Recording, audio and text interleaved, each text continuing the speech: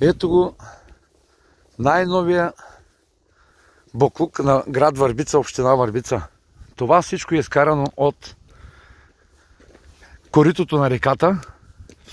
Всички отпадни материали, всичко, кой какво има да фърля. Ето го до земеделската земя. Гледайте.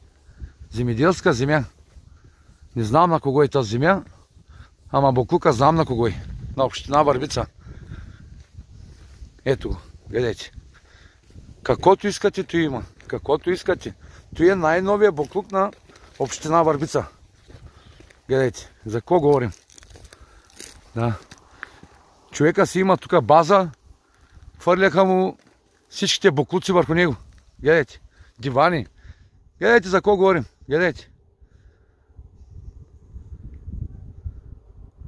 Реката е отдолу. Ето е реката. Да видим той как ще го изчисти. Де е по-бело. Гледайте за какво говорим. Аз той нещо не виждам чистим.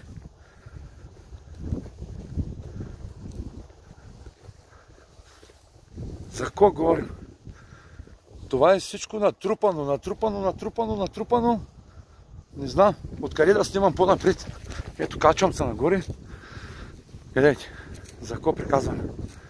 Това всичко е в община Върбица. Айде другото ще го скрият. Той как ще го скрият? Той нещо? Отпадне материал, от къщите, от какво ли не. Гледайте.